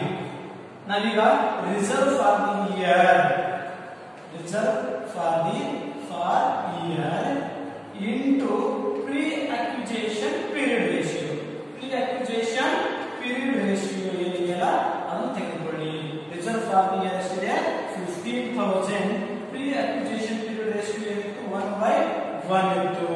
ಅಂದ್ರೆ 1/2 ಇತ್ತು. 1/2 ಇದೆ. 1:1 ಅಂದ್ರೆ 1 + 1 1/2 ಇದೆ. ಇದನ್ನ ಡಿವೈಡೆಡ್ ಬೈ 1/2 ಮಾಡಿದ್ರೆ 7,500 ಆಗುತ್ತೆ ಫ್ರೆಂಡ್ಸ್. ಈಗ 7,500 ನಮಗೆ ಏನಾಗುತ್ತಾ, ಪ್ರೀ ಅಕ್ವಿಜಿಷನ್ ರಿಸರ್ವ್ ಆಗುತ್ತೆ ಫ್ರೆಂಡ್ಸ್. 7,500 ಏನಾಗುತ್ತಾ, ಪ್ರೀ ಅಕ್ವಿಜಿಷನ್ ರಿಸರ್ವ್. ಇದೇನು ಪ್ರೀ ಅಕ್ವಿಜಿಷನ್ ರಿಸರ್ವ್ ಆಗುತ್ತೆ friends. Okay, 7,500 is pre acquisition reserve. ನೆನಪಿರಲಿ. ಅದೇ ರೀತಿ B pre acquisition post acquisition reserve ನೋಡೋಣ. ಪೋಸ್ಟ್ ಅಕ್ವಿಜಿಷನ್ ರಿಸರ್ವ್ ಏನಾಗುತ್ತೆ ಅಂದ್ರೆ ರಿಸರ್ವ್ ಫಾರ್ ದಿ ಇಯರ್ ಎಷ್ಟಿದೆ, reserve for the year into post acquisition period ratio. Period ratio reserve for the year ಎಷ್ಟಿದೆ 15,000 ಇದೆ into post acquisition period ratio ಎಷ್ಟಿದೆ 1/2 ಇದೆ. ಅಂದ್ರೆ 7,500 is post acquisition reserve friend. ಈಗ ಅದೇ ರೀತಿ ನೆಕ್ಸ್ಟ್ ನಾವೇನ್ ಮಾಡಬೇಕು ಅಂದ್ರೆ pre acquisition profit, post acquisition profit ಅನ್ನ ಕಂಡುಹಿಡಿಯಬೇಕಾಗುತ್ತೆ. ಏನು ಕಂಡುಹಿಡಿಯಬೇಕು, ಪ್ರೀ ಅಕ್ವಿಜಿಷನ್ ಪ್ರಾಫಿಟ್ ಮತ್ತು ಪೋಸ್ಟ್ ಅಕ್ವಿಜಿಷನ್ ಪ್ರಾಫಿಟ್ ಅನ್ನ ಕಂಡುಹಿಡಿಯಬೇಕಾಗುತ್ತೆ. ನೆಕ್ಸ್ಟ್ ಪಾಯಿಂಟ್ ಥರ್ಡ್ ಆದ್ರೆ ನೆಕ್ಸ್ಟ್ ಪಾಯಿಂಟ್ ಏನಿದೆ, ಫೋರ್ತ್ ಪಾಯಿಂಟ್ ಇದೆ. ನೆನಪು ಮಾಡ್ಕೊಳ್ಳಿ, ಏನು ಕಂಡುಹಿಡಿಯಬೇಕು, pre acquisition profit and post acquisition profit ಅನ್ನ ಕಂಡುಹಿಡಿಯಬೇಕು. ಓಕೆ, ಕಂಡುಹಿಡಿಯೋಣ ಫ್ರೆಂಡ್ಸ್. ಕ್ಲೋಸಿಂಗ್ ಪ್ರಾಫಿಟ್ ಅಂದ್ರೆ ಕ್ಲೋಸಿಂಗ್ ರೇಟ್ ಇರುವಂತ ಪ್ರಾಫಿಟ್. ಕ್ಲೋಸಿಂಗ್ ಪ್ರಾಫಿಟ್ ಅಂದ್ರೆ ಕ್ಲೋಸಿಂಗ್ ರೇಟ್ ಇರುವಂತ ಪ್ರಾಫಿಟ್. ಕ್ಲೋಸಿಂಗ್ ರೇಟ್ಗೆ ಇರುವಂತ ಪ್ರಾಫಿಟ್ ಎಷ್ಟಿದೆ ಅಂತ ಫ್ರೆಂಡ್ಸ್ ಅಂದ್ರೆ ಬ್ಯಾಲೆನ್ಸ್ ಶೀಟ್ ನಲ್ಲಿ ಇರುವಂತ ಪ್ರಾಫಿಟ್. ಇಲ್ಲಿ ಪ್ರಾಫಿಟ್ ಫಾರ್ ದಿ ಇಯರ್ ಕೊಟ್ಟಿದ್ದಾರೆ ಫ್ರೆಂಡ್ಸ್, ಓಪನಿಂಗ್ ಕೊಟ್ಟಿದ್ದಾನೆ. ಇಲ್ಲಿ ನಾವು ಕ್ಯಾಲ್ಕುಲೇಷನ್ ಮಾಡೋಣ. Total profit for the year ಕೊಟ್ಟಿದ್ದಾನೆ ಫ್ರೆಂಡ್ಸ್ 10,000 rupees ಕೊಟ್ಟಿದ್ದಾನೆ. ಓಪನಿಂಗ್ ಕ್ಲೋಸಿಂಗ್ ಬ್ಯಾಲೆನ್ಸ್ ಟೋಟಲಿ 15,000 ಕೊಟ್ಟಿದ್ದಾನೆ. ಕ್ಲೋಸಿಂಗ್ ಪ್ರಾಫಿಟ್ ಇದರೊಳಗಡೆ ಎರಡು ಕೂಡಿಸಿದ್ರೆ 15,000.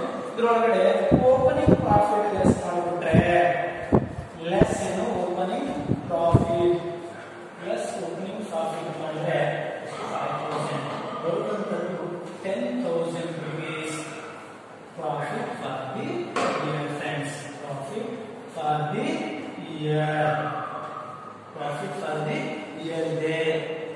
ಓಕೆ, ಇದ್ರಾಗೆ ಲೆಸ್ ಮಾಡಬೇಕು ಫ್ರೆಂಡ್ಸ್. ಸಾರಿ, ಫಸ್ಟ್ ಏನ್ ಮಾಡಬೇಕು, ಪ್ರೀ ಅಕ್ವಿಜಿಷನ್ ಪ್ರಾಫಿಟ್ ಮಾಡಿ. ಪ್ರೀ ಅಕ್ವಿಜಿಷನ್ ಪ್ರಾಫಿಟ್ ಮಾಡಬೇಕಾದ್ರೆ ನಾವು ಏನ್ ಮಾಡಬೇಕು, ಓಪನಿಂಗ್ ಪ್ರಾಫಿಟ್ ತೆಗೆದುಕೊಳ್ಬೇಕು. ಓಪನಿಂಗ್ ಪ್ರಾಫಿಟ್ ಇದೆಯಾ, ಎಷ್ಟಿದೆ ಸರ್, ಎಷ್ಟಿದೆ 5,000 rupees ಇದೆನಾ, ನೋಡಿ ಎಷ್ಟಿದೆ 5,000 rupees ಇದೆ. ಅದಕ್ಕೆ ನಾವು ಏನ್ ಮಾಡಬೇಕು, next profit for the year into ನೋಡಿ ನೆಕ್ಸ್ಟ್ ಏನ್ ಮಾಡಬೇಕು profit for the year into pre acquisition profit ratio ಮಾಡಬೇಕು. ನೋಡಿ ಪ್ರಾಫಿಟ್ ಫಾರ್ ದಿ ಇಯರ್ ಎಷ್ಟಿದೆ friends? Profit for the year 10,000 ಇದೆ ಇಂಟು ಪ್ರೀ ಅಕ್ವಿಜೇಷನ್ ರೇಷಿಯೋ ಎಷ್ಟಿದೆ 1/2 ಇದೆ ಅಂದ್ರೆ 5,000 ಎರಡು ಕೂಡಿಸಿದ್ರೆ ಎಷ್ಟಾಗುತ್ತೆ 10,000 ಈಸ್ ಪ್ರೀ ಅಕ್ವಿಜೇಷನ್ ಪ್ರಾಫಿಟ್ ಆಗುತ್ತೆ. ಅದೇ ರೀತಿ ಫ್ರೆಂಡ್ಸ್ ಪೋಸ್ಟ್ ಅಕ್ವಿಜೇಷನ್ ಪ್ರಾಫಿಟ್ ಏನಿದೇನು ಪೋಸ್ಟ್ ಅಕ್ವಿಜೇಷನ್ ಪ್ರಾಫಿಟ್ ಅನ್ನು ಕಂಡುಹಿಡಿಯಬೇಕು. ಪೋಸ್ಟ್ ಅಕ್ವಿಜೇಷನ್ ಪ್ರಾಫಿಟ್ ಕಂಡುಹಿಡಿಯಬೇಕಾದ್ರೆ ನಮಗೆ profit for year into post acquisition period profit for the year ಎಷ್ಟಿದೆ 10,000 ಇದೆ ಇಂಟು 1/2 ಏನಿದೆ ಪೀರಿಯಡ್ ರೇಷಿಯೋ ಇದೆ ಮಾಡಿರುವಂತ answer 5,000 rupees. 5,000 is post acquisition profit. ಇದನ್ನ ಕ್ಯಾಲ್ಕುಲೇಷನ್ ಅನ್ನು ಮಾಡಿದ್ದೀವಿ ಫ್ರೆಂಡ್ಸ್. ಈಗ ನಾವು ನೆಕ್ಸ್ಟ್ ಏನ್ ಮಾಡಬೇಕು ಅಂದ್ರೆ ಮೆಜಾರಿಟಿ ಮತ್ತು ಮೈನಾರಿಟಿ ರೇಷಿಯೋನ ಮಾಡಬೇಕು. ಅದಕ್ಕಿಂತ ಮೊದಲು ಕ್ಯಾಲ್ಕುಲೇಷನ್ ನೋಡೋಣ. ಈಗ ಫ್ರೆಂಡ್ಸ್ ನೋಡಿ ನಾವು ಮೆಜಾರಿಟಿ ಮತ್ತು ಮೈನಾರಿಟಿ ರೇಷಿಯೋನ ಕಂಡುಹಿಡಿಯೋಣ. ಕಂಡುಹಿಡಿದು ನಾವು ಈ ಕ್ಯಾಲ್ಕುಲೇಷನ್ ಅನ್ನ ಕಾಸ್ಟ್ ಆಫ್ ಗುಡ್ವಿಲ್ ಅನ್ನ ಮಾಡೋಣ.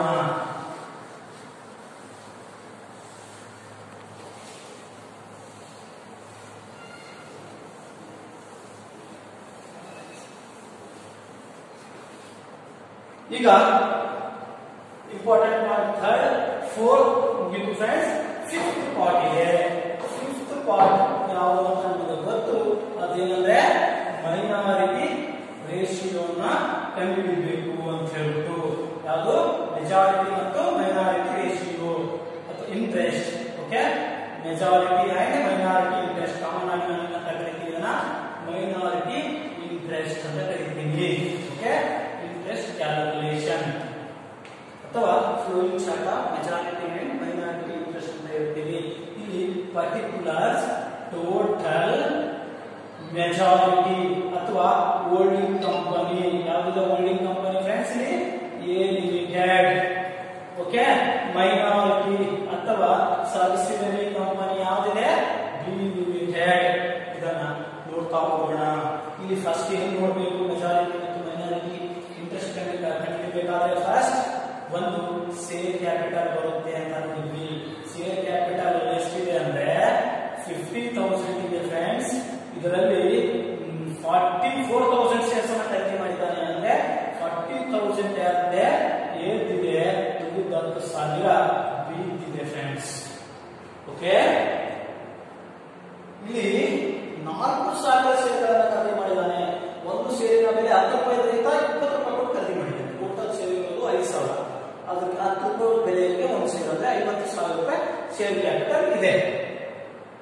ಅದಕ್ಕೆ 4,000 ಶೇರುಗಳನ್ನ ಖರೀದಿ ಮಾಡಿದ್ದಾನೆ. ಅಷ್ಟು 40,000, 10,000 ರೂಪಾಯಿ ಆಯ್ತು. ಓಕೆ, ಮುಂದೆ ನೋಡೋಣ. ನೆಕ್ಸ್ಟ್ ಯಾವುದು ಅಂದ್ರೆ ರಿಸರ್ವ್ ಇದೆ. ರಿಸರ್ವ್ ಅಲ್ಲಿ ಪ್ರೀ ಅಕ್ವಿಜೇಷನ್ ರಿಸರ್ವ್. ಫ್ರೆಂಡ್ಸ್ ನೋಡಿ, ಹೆಂಗ್ ಕ್ಯಾಲ್ಕುಲೇಷನ್ ಮಾಡಬೇಕು ಪ್ರೀ ಅಕ್ವಿಜೇಷನ್ ರಿಸರ್ವ್ ಅನ್ನ? ಮೆಜಾರಿಟಿ ಮತ್ತು ಮೈನಾರಿಟಿ ರೇಷಿಯೋ ಮೇಲೆ. ಎಷ್ಟಿದೆ ಮೆಜಾರಿಟಿ ಮತ್ತು minority ratio?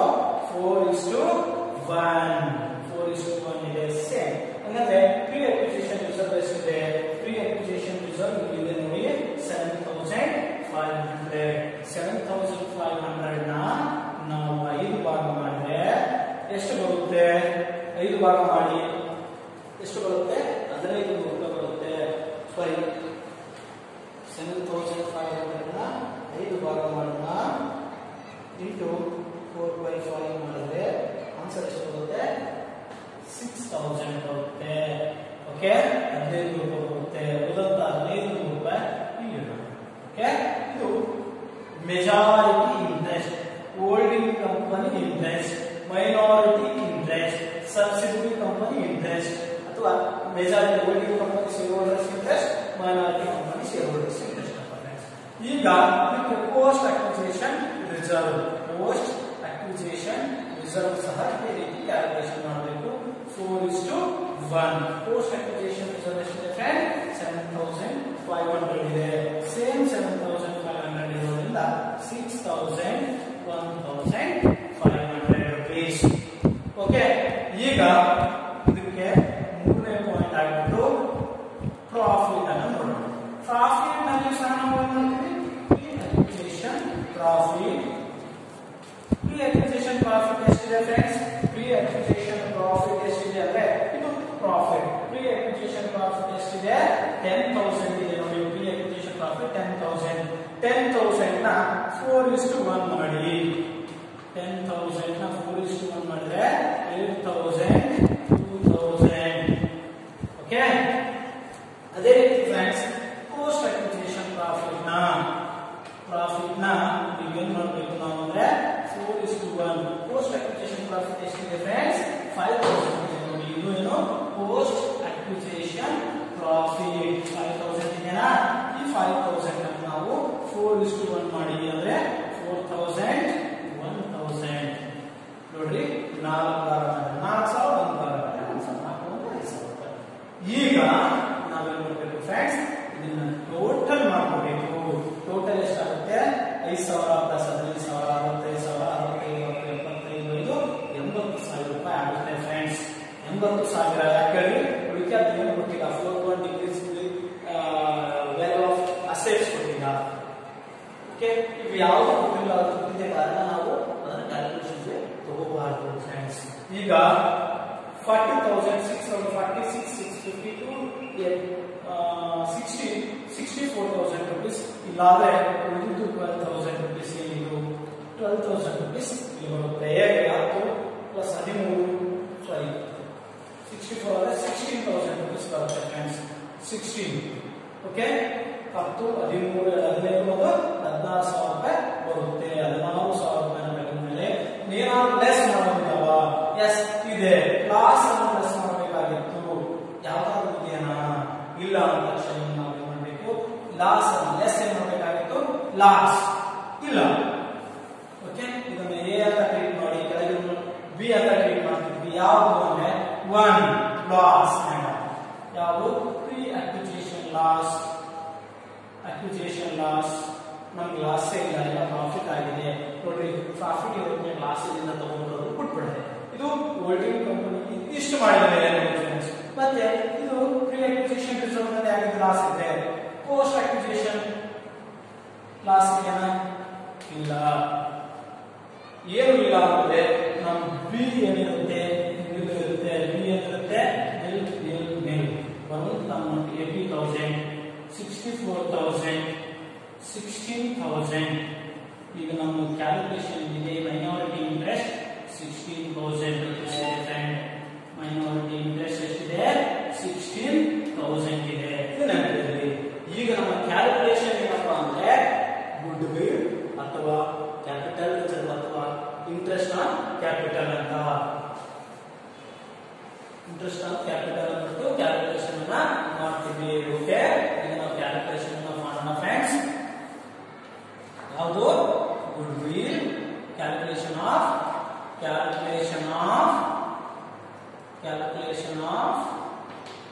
goodwill, capital reserve ಅಂತ ಕರಿತೀವಿ. ಅಥವಾ ಇನ್ನೊಂದು ಹೆಸರಿಗೆ ಏನಂತ ಕರಿತೀವಿ? ಫಾರ್ಮೆಟ್ ಹಾಕೋದ್ನಾಗ ಹೇಳಿದ್ನಲ್ಲ, ಇಂಟ್ರೆಸ್ಟ್ ಆನ್ ಕ್ಯಾಪಿಟಲ್ ಅಂತ ಕರಿತೀವಿ ಫ್ರೆಂಡ್ಸ್. ಇನ್ನೊಂದು ಹೆಸರು ಇಂಟ್ರೆಸ್ಟ್ ಆನ್ ಕ್ಯಾಪಿಟಲ್ ಅಂತ ಕರಿತೀವಿ. ಈಗ ನಾವು ಇಲ್ಲಿ ಪರ್ಟಿಕ್ಯುಲರ್ಸ್ ಅಮೌಂಟ್ ತರಬೇಕು. ಈಗ ಈ ಪ್ರಾಬ್ಲಮ್ ನಲ್ಲಿ ನಾವು ಕ್ಯಾಲ್ಕುಲೇಷನ್ ಮಾಡಬೇಕಾದ್ರೆ ಫಸ್ಟ್ ನಾವು ವ್ಯಾಲ್ಯೂ ಆಫ್ ಸೇಲ್ಸ್ ಅಕ್ವಿಸಿಷನ್ ಅಥವಾ value of sales acquisition friends. Sales acquisition ಅಂದ್ರೆ ಸೇಲ್ ಖರೀದಿ ಮಾಡಿದ್ರೆ ಬೆಲೆ ಎಷ್ಟು, ಮೌಲ್ಯ ಎಷ್ಟು ಅಂತ ಕೇಳ್ತಿದ್ದಾನೆ. ಅಂದ್ರೆ ನಾವು ಇಲ್ಲಿ 4,000 ಸೇಲ್ನ 10 ರೂಪಾಯಿ ಕೊಟ್ಟರು ಸಹ ನಾವು 20 ರೂಪಾಯಿದಿಂದ ಈ ಕಂಪನಿ ಖರೀದಿ ಮಾಡಿದೆ. ಎಷ್ಟು ಅನ್ನೋದು ವ್ಯಾಲ್ಯೂ 80,000 rupees ಕೊಟ್ಟು ಖರೀದಿ ಮಾಡಿದೆ. ಹೌದು. ಓಕೆ, ಇದಕ್ಕೆ ಏನ್ ಮಾಡೋಣ? ಯಾರ್ಡ್ holding company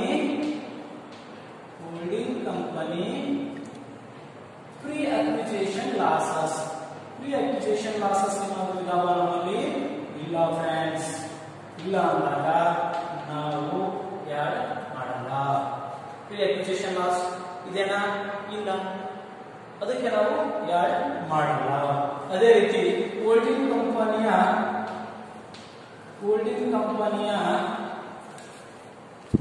decrease in value of asset ಇದೆನಾ?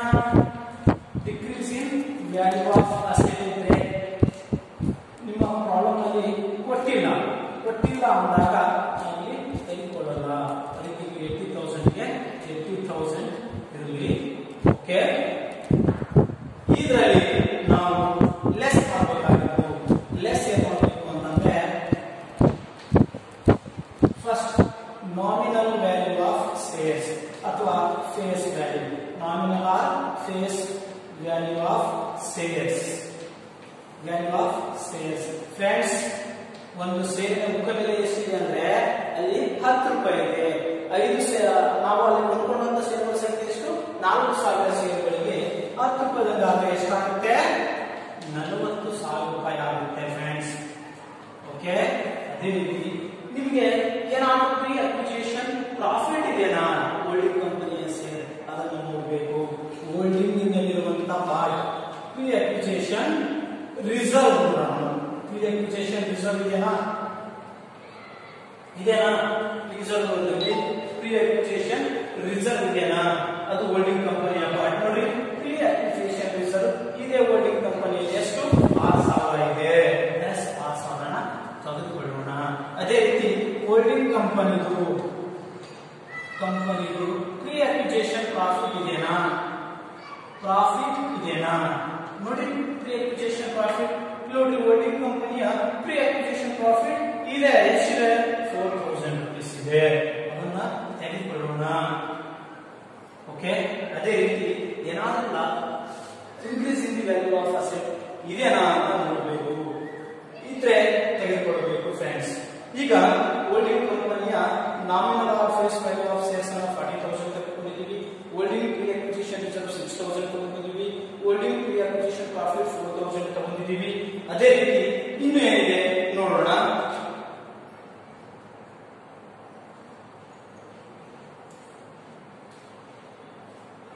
ಪ್ರೀ ಅಕ್ವಿಸಿಷನ್ ಪ್ರಾಫಿಟ್ ಹೋಲ್ಡಿಂಗ್ ಕಂಪನಿಗೂ ಫ್ರೆಂಡ್ಸ್ 4,000 ಅಲ್ಲ 8,000 ಇದೆ. ನಾವು 8,000 ಅನ್ನ ತೆಗೆದುಕೊಳ್ಳೋಣ. ಓಕೆ, 4,000 ಇಲ್ಲ ಪೋಸ್ಟ್ ಅಕ್ವಿಸಿಷನ್, ಪ್ರೀ ಅಕ್ವಿಸಿಷನ್. ನೋಡಿ, ಇಲ್ಲಿ holding company pre acquisition profit ಎಷ್ಟಿದೆ? 8,000 ಇದೆ. 8,000 ಅನ್ನ ತೆಗೆದುಕೊಂಡ್ರೆ 46 × 54,000 ಆಗುತ್ತೆ. 50,000 4,000 80,000ದಿಂದ ಲೆಸ್ ಮಾಡಿ ಫ್ರೆಂಡ್ಸ್ ಬರುವಂತದ್ದು ಎಷ್ಟು? 26,000. ಇದು ನೋಡಿ ಕಂಪನಿಯ ಸೇರುಗಳನ್ನು ತೆಗೆದು ಕೊಟ್ಟಂತ ಪ್ಲಸ್ ಇದ್ರೆ ಏನಂತ ಹೇಳ್ರಿ, ನಾನು ಪ್ಲಸ್ ಇದ್ರೆ ಗುಡ್ ವಿಲ್ ಇರುತ್ತೆ ಅಂತ ಹೇಳಿದ್ದೇನೆ. ಇದೇನ ಫಾರ್ಮುಲಾ, ಇದು ಗುಡ್ ವಿಲ್ ಇದೆ friends. 26,000. Okay friends, next class ನಲ್ಲಿ ಇವೆಲ್ಲವುಗಳನ್ನು ನೋಡಿಕೊಂಡು ಕಳಿಸಿ 15 ಮಾರ್ಕ್ಸ್ ಪ್ರಾಬ್ಲಮ್ ಮಾಡೋಣ friends. Thank you. Next class ನಲ್ಲಿ ನೋಡೋಣ 15 ಮಾರ್ಕ್ಸ್ ಪ್ರಾಬ್ಲಮ್ ಜೊತೆ ಎಲ್ಲ ಇಂಪಾರ್ಟೆನ್ಸ್ ಅನ್ನ ನೋಡೋಣ. Thank you.